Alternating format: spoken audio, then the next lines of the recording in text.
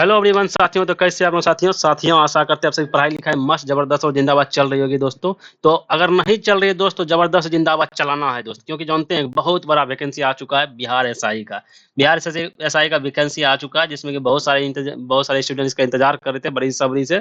तो बिहार सरकार ने नोटिफिकेशन आज जारी कर दिया है बिहार एसआई का। तो देखिए इस नोटिफिकेशन हम देखते हैं बिहार एसआई का क्या क्या अर्हता है, इसका क्या क्या क्वालिफिकेशन है, कितना हाइट है, कितना कौन कहाँ तक के एज वाला को इसमें दिया है छूट, ठीक है। और इसका क्या क्या इसका कितनी वैकेंसी आई हुई है, ये सब चीज देखते हैं हम लोग। चलिए देखते हैं दोस्त। देखिए ये लेवल, सबसे पहली बात तो ये लेवल 6 का जॉब होता है दोस्त।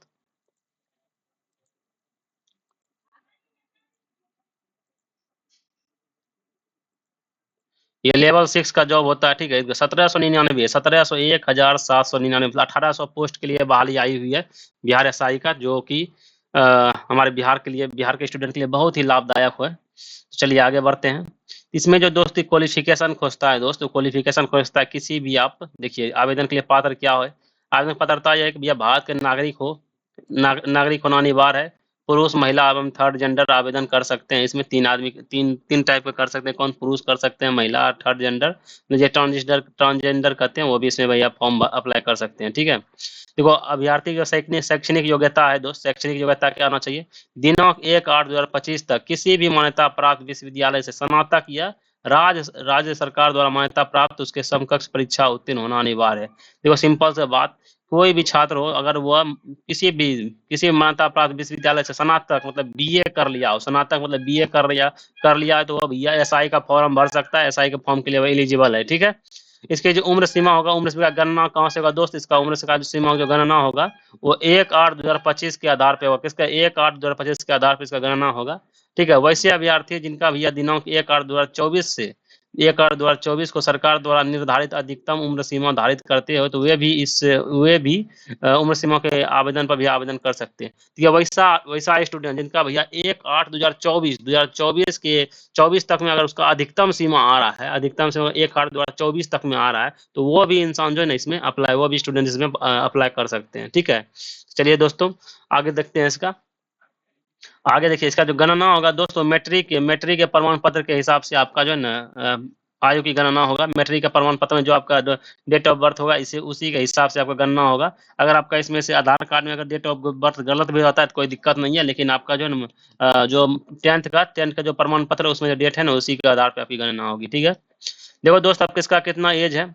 एज जो है देखो यहाँ पे क्या कहता है, अनारक्षित सामान्य कोटि के पुरुषों के लिए, अनारक्षित जो मतलब जनरल से जो अपना भी है, जनरल से जो भी पुरुष आएंगे दोस्त, उसका जो न्यूनतम उम्र है, न्यूनतम उम्र 20 वर्ष है और अधिकतम उम्र कितना 37 वर्ष का है। महिलाओं के लिए भैया न्यूनतम उम्र कितना है, महिलाओं के लिए न्यूनतम उम्र 20 वर्ष के लिए है। न्यूनतम उम्र 20 वर्ष और अधिकतम महिलाओं का कितना 40 वर्ष है। जो जनरल कैटेगरी से महिला आएंगे वो या तो मिनिमम उसका 20 साल होगा और मैक्सिमम कितना होगा महिला के लिए 40 साल। और जनरल कोटि का जो पुरुष होगा दोस्त, उसके लिए मैक्सिमम है 37 वर्ष तक वो फॉर्म भर सकते हैं। पिछड़ा वर्ग का जो पिछड़ा वर्ग में अत्यंत पिछड़ा वर्ग जैसे पिछड़ा ओबीसी हो गया, ओबीसी में से ईबीसी आता है और BC1 या BC2 कर कैसे आता है, ठीक है। दोनों के लिए भैया पुरुष और महिला के जो न्यूनतम उम्र है 20 वर्ष है, अधिकतम उम्र जो 40 वर्ष है। ओबीसी के लिए कितना है दोस्त, मैक्सिमम उम्र 40 वर्ष, ठीक है। SC ST अनुसूचित जाति के लिए भैया मैक्सिमम उम्र कितना है 42 वर्ष का उम्र का भैया SC ST के लोग सब फॉर्म भर सकते हैं, ठीक है। मिनिमम उम्र कितना है 20 साल, ठीक है। चलिए आगे बढ़ते हैं। देखो उपरोक्त में जो भी विद्यार्थी के बारे में चर्चा की गई उसकी जो उम्र का गणना होगा कब से होगा दोस्त, 1/8/2025 तक होगा, 1/8/2025 तक, ठीक है। और जिन जिन भाई लोग का भैया 1/8/2024 तक का भी अगर उसका भैया अधिकतम सीमा हो जाता है तो फिर भी वो भी बेचारा अप्लाई कर सकते हैं, मतलब 1 साल के लिए छूट दिया गया है, ठीक है। और बिहार सरकार के वैसे सरकारी सेवक जो उच्चतर वेतन के एवं सेवा समग्र में जाने के लिए, मतलब जो वैसे सरकारी अधिकारी है जो भी निम्न पद पे है लेकिन वो उच्चतर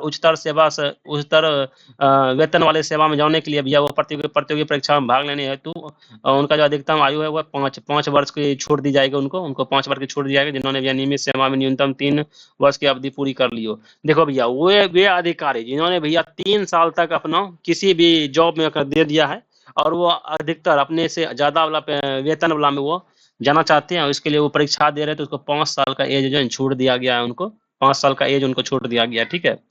असैनिक पदों पे भैया नियुक्ति, असैनिक पदों पे नियुक्ति है तो भूतपूर्व सैनिक को भैया, जो भी भूतपूर्व सैनिक रहे हैं, जैसे मान रखिए ये आपका अग्निवीर का युवा सा हो गया, उनको 3 वर्ष तथा प्रति सेवा क्षेत्र में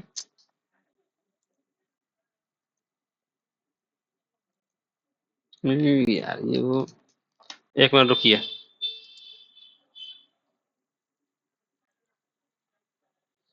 चलिए आगे बढ़ते हैं हम लोग। समतो देखिए, जो जो भी भैया हमारे भूतपूर्व सैनिक है, भूतपूर्व सैनिक जो भी है हमारे, भूतपूर्व सैनिक जो भी है उनको भी भैया इसमें से छूट दिया गया है, ठीक है। चलिए आगे बढ़ते हैं। उनकी इनका कट ऑफ तिथि जो होगा दोस्त, वो 57 वर्ष से अधिक नहीं होना चाहिए, ठीक है। देखो भैया सिंपल है, जो भी असैनिक है या नियुक्ति भूतपूर्व सैनिक से अधिकतम आयु सीमा उसका 3 वर्ष के लिए दिया गया है। प्रतिरक्षा सेवा में बिताई गई अवधि के योग के समतुल्य रियायत दी गई है, बशर्ते उनकी वास्तविक उम्र कट ऑफ 57 साल से अधिक नहीं हुआ। अगर वो 57 साल से पहले एज उम्र है तो उनको भैया अलाउ है कि वो इसमें फॉर्म भर सकते हैं, ठीक है। चलिए आगे बढ़ते हैं। अभ्यर्थी की उम्र की गणना मैट्रिक अथवा समकक्ष परीक्षा के प्रमाण पत्र पे अंकित जन्म तिथि के आधार पर की जाएगी, ये तो बात बता दिए आपको, ठीक है। अब आइए कि इसकी हाइट कितना होना चाहिए। देखिए ऊंचाई के बारे में, ये जो आपका बिहार एसआई में इसमें हाइट हाइट कितना लेता है, ऊंचाई कितना लेगा दोस्त। तो हाइट जो इसमें कुछ देखो जब ये सामान्य वर्ग और पिछड़ा वर्ग मतलब जनरल और ओबीसी को जो है ना, उसका जो हाइट है पुरुष के लिए न्यूनतम 1.65 है, न्यूनतम 1.65 मतलब 5 फीट 5 इंच का न्यूनतम होना ही होना चाहिए, ठीक है। हाइट, ठीक है। किसका किसका अति ओबीसी का और क्या कहते हैं अनारक्षित, और जो अत्यंत पिछड़ा है मतलब ईबीसी वाले लोग, अत्यंत पिछड़ा वर्ग लोग और अनुसूचित जनजाति एस सी एस टी के पुरुषों के लिए 60 सेंटीमीटर है, ठीक है। SC ST पुरुष और क्या कहते हैं अत्यंत पिछड़ा ईबीसी वाले, इनके लिए जो एज होगा दोस्त 60 से 101 60 सेंटीमीटर हो, 160 सेंटीमीटर मतलब इसका जो है ना 5 फीट से 5 फीट होना चाहिए मिनिमम 5 फीट, ठीक है। उसके बाद सभी वर्गों के महिलाओं के लिए जितना भी वर्ग है सभी महिलाओं के लिए कितना होगा दोस्त, उसकी जो है हाइट होना चाहिए 155 सेंटीमीटर हाइट होना चाहिए, ठीक है। और जो आइए इसमें देखते हैं सीना चेस्ट कितना होना चाहिए। जो समान वर्ग जनरल और ओबीसी जवान जनरल और ओबीसी में अत्यंत पिछड़ा वर्ग के पुरुष के लिए जो चेस्ट होना चाहिए बिना फुलाए हुए 81 सेंटीमीटर होना चाहिए। और जो फुलाकर कितना 86 सेंटीमीटर, फुलाकर कितना खोज रहा है दोस्त 86 सेंटीमीटर, फुला के 86 सेंटीमीटर खोज रहा है, ठीक है। फुलाने के बाद भैया सीना में कम से कम 5 सेंटीमीटर अंतर होना अनिवार्य है, ठीक है। फूलने के बाद जो भी आपका जैसे मान लीजिए कि किसी का 81 सेंटीमीटर हो गया तो 81, तो अगर फुलाने के बाद अगर 81 हो रहा है 82 हो रहा है 83 हो रहा है तो फिर उसका वैल्यू नहीं है। मिनिमम 5 सेंटीमीटर का अंतर होना चाहिए मतलब 5 में जैसे 81 है तो 86 होना चाहिए, या 81 से +5 होना चाहिए, ठीक है। जितना भी है, ठीक है। आगे बढ़ते हैं।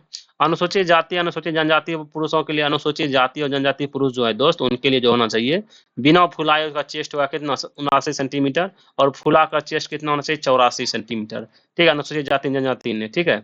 महिलाओं के सीना की माप नहीं होती है, महिलाओं की जो भी हमारी महिलाएं हैं महिलाओं के लिए भैया क्या होती है उनके सीनाओं की माप नहीं होगा, ठीक है। उनके चेस्ट का माप नहीं होता है, ठीक है। चलिए आगे बढ़ते हैं हम लोग। वजन सभी वर्गों के महिला उम्मीदवारों के लिए न्यूनतम वजन 48 किलोग्राम होना आवश्यक है। सभी वर्गों के महिला के लिए कितना होगा वजन जो है तो 48 किलो वजन होना उसका अनिवार्य है, ठीक है। कि जो भी हमारे जो ट्रांसजेंडर जो हमारे अभ्यर्थी है, अभ्यर्थी के लिए शारीरिक मापदंड तथा शारीरिक क्षमता परीक्षा का मापदंड पिछड़ा वर्ग के महिला अभ्यर्थी के समान होगा उसका। जो भी ट्रांसजेंडर है उनके लिए भैया जो उनके शरीर का जो माप होगा वो किस है, जिस तरह पिछड़ा वर्ग के महिलाओं का शारीरिक जांच होगा उसी तरह उनका भी होगा, ठीक है।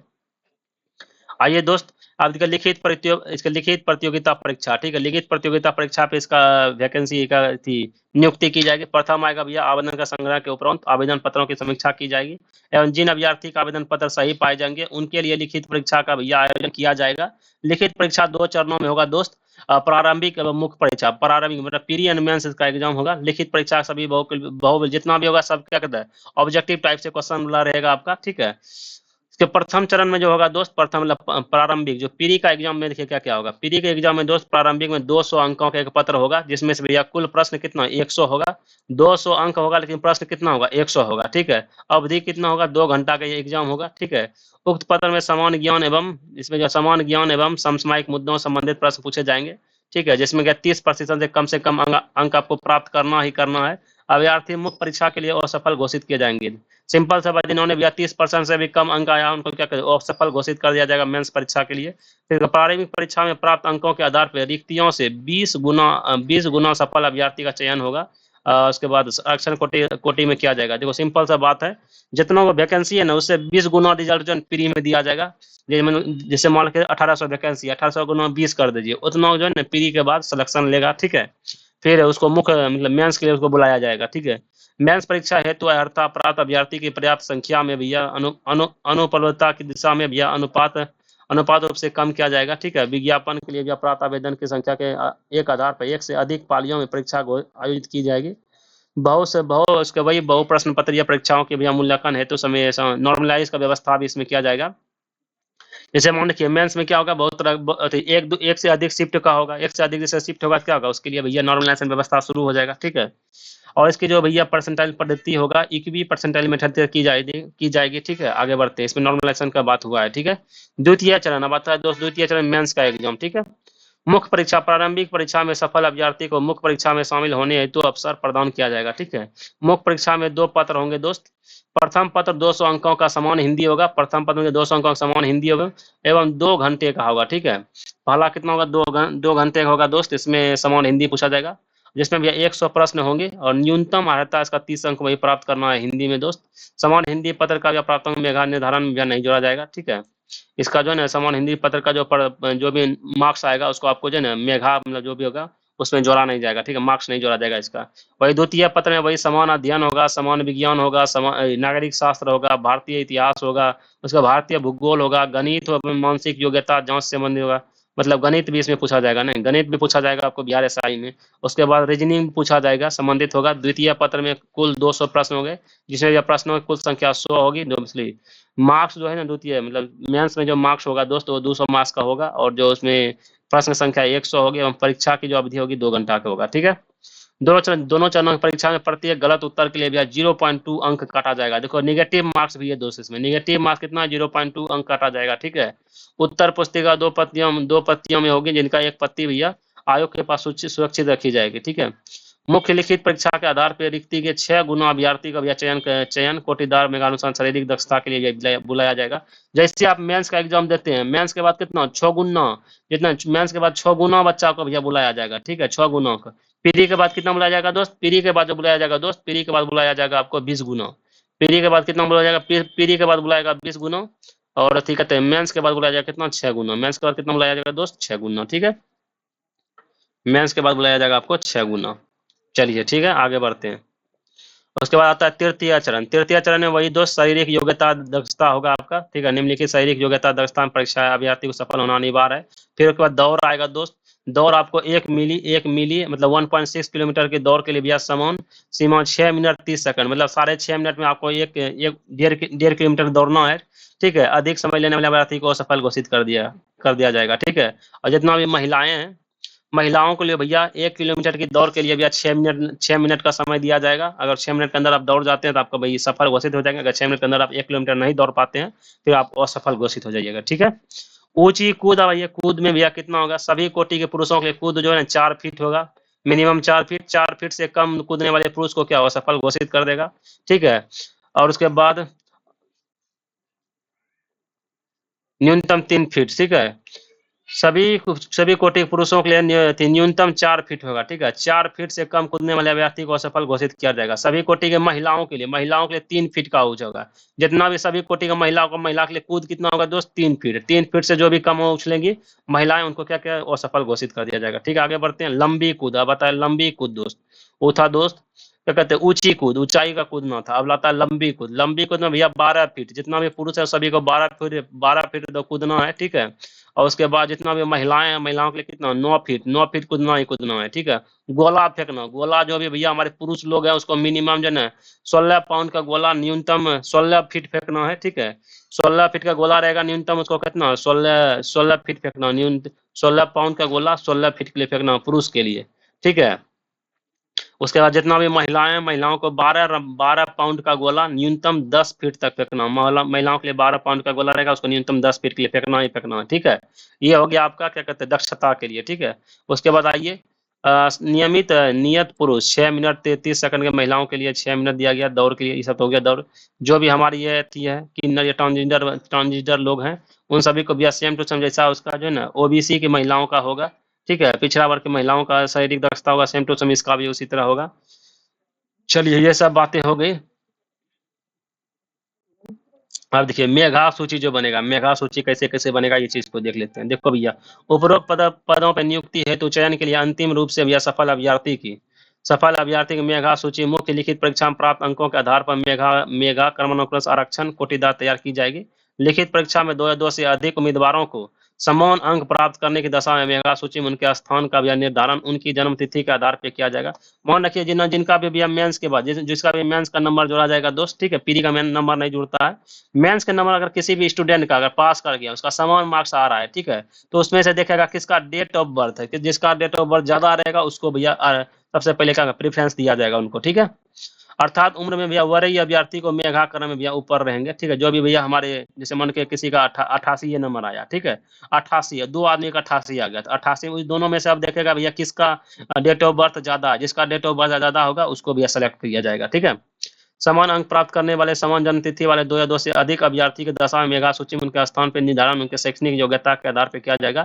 अगर मान रखिए किसी का क्या हुआ कि किसी का मार्क्स भी समान हो गया और किसी का डेट ऑफ बर्थ भी समान हो गया, तब क्या होगा सर, अगर किसी का मार्क्स भी समान हो गया, डेट ऑफ बर्थ भी समान हो गया, तब उसके बाद वो कहाँ तक पढ़ाई किया है, ठीक है, उसके आधार पर उसको जो है ना उनकी कहाँ तक पढ़ाई किया उसके आधार पर फिर उसको प्रेफरेंस दिया जाएगा, ठीक है। अधिक उसके बाद अधिक शैक्षणिक योग्यता वाले अभ्यर्थी को मेगा क्रम में ऊपर रहेंगे, ठीक है।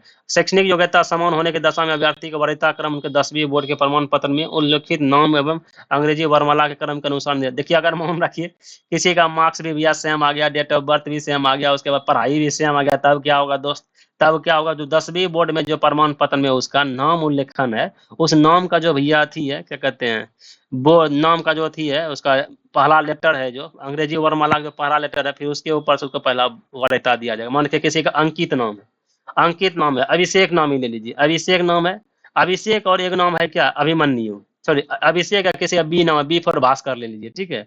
इसमें से क्या हुआ, अगर ये दोनों का लेते हैं, दोनों आदमी को अगर देखते हैं, दोनों का मान के 88 नंबर भी है, डेट ऑफ बर्थ भी सेम है इसका, और पढ़ाई भी इन्होंने सेम किया है, तो इसमें देखेगा भैया किसका भैया मतलब नाम पहले आता है, ए आएगा कि पहले बी आएगा, तो पहले अंकित का ए आएगा, फिर भास्कर का बी आएगा, तो पहले अंकित को प्रेफरेंस दिया जाएगा, ठीक है, या अभिषेक को दिया जाएगा। चलिए ये बात हो गया। मुख्य परीक्षा के आधार पर भैया तैयारी की जाने वाली अंतिम मेगा सूची अनुसूचित जाति अनुसूचित जनजाति महिलाओं के अभ्यर्थी के लिए न्यूनतम अर्हता भैया 32% है। वही भैया क्या कहता है अत्यंत पिछड़ा वर्ग अभ्यर्थी के लिए 34% पिछड़ा वर्ग है, ठीक है। ये सब बात होगी। आप देखिए किसका कितना वैकेंसी है, किसमें कितना वैकेंसी, इस चीज को देख लेते हैं, ठीक है। वैकेंसी देखो दोस्त कितना है, तो हम लोगों को भैया जैसे पता है यहाँ पर आरक्षण की सुविधा है, ठीक है, सभी कास्ट के लिए, और महिलाओं के लिए अलग से 35% का आरक्षण कर दिया गया। अनुसूचित जाति के लिए जो सीट है दोस्त 210 सीट है, अनुसूचित जाति के कितना है 210 सीट है दोस्त, उनमें से महिलाओं का 74 सीट हो जाएगा। इनमें से 210 में महिला का माइनस कर दीजिए, उतना पुरुष का होगा इसमें, ठीक है। अनुसूचित जनजाति के लिए 15 गो सीट है, ठीक है, उसमें महिलाओं का 5 गो सीट हो जाएगा। अत्यंत पिछड़ा वाला के लिए 273 सीट है, अत्यंत पिछड़ा वाला कितना 273 सीट है, उसमें 96 महिलाओं का हो गया, उसमें 96 कितना किसका हो गया दोस्त, महिलाओं का हो गया, उसमें 96 हो जाएगा, महिलाओं का होगा, ठीक है।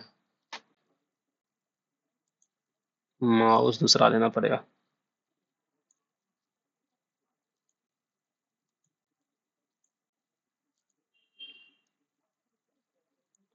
ठीक है। चलिए आगे बढ़ते हैं दोस्त। पिछड़ा वर्ग के लिए 222 सीट है, पिछड़ा वर्ग कितना है दोस्त 222 सीट है, उसमें महिला कितना 78 सीट हो जाएगा, ठीक है। पिछड़ा वर्ग के महिलाओं के लिए भी 42 सीट है, अच्छा पिछड़ा वर्ग के महिलाओं के लिए अलग से 42 सीट है ना। अनारक्षित अनारक्षित के लिए भी अनारक्षित मतलब अनारक्षित मतलब क्या होगा, जनरल जनरल वाला कितना 850 सीट है, 850 सीट भैया जनरल वाला का है, ठीक है, और उसमें से कितना 298 सीट जो हो जाएगा किसका, महिला का हो जाएगा, ठीक है। उसमें से 298 सीट कितना महिला का हो जनरल में। तो आर्थिक रूप से कमजोर छात्र, आर्थिक रूप से कमजोर छात्र है ईडब्ल्यूएस वाला, उसको 180 है, 180 सीट का है इसमें, उसमें से महिलाओं का 63 सीट हो जाएगा। उसके बाद ट्रांसजेंडर के लिए भी 7 गो सीट ट्रांसजेंडर के लिए भी फिक्स है, उसमें से महिला भैया को इसके लिए कोई है ही नहीं। टोटल कितना, टोटल 1799 पोस्ट है, 1799 सीट है दोस्त, उसमें से 614 सीट किसको हो जाएगा, महिला के लिए, 614 सीट हो गया महिला के लिए। उसके बाद स्वतंत्रता सेनानी के लिए पोता पोती जो भी है, स्वतंत्रता सेनानी के लिए पोता पोती जो भी उनके लिए 36 गो सीट भी रिजर्वेशन है, ठीक है। तो भैया देखो ये सब हो गया आपका सीट के बारे में, आरक्षण के बारे में, पढ़ाई के बारे में क्या क्या पूछा जाएगा, तो ठीक है ये सब चीजें बातें हो गई। अब आप लोग दोस्त एकदम आराम से पढ़ाई लिखाई करने के लिए भैया जी जान लगा के भीड़ जाइए, ठीक है, आराम से।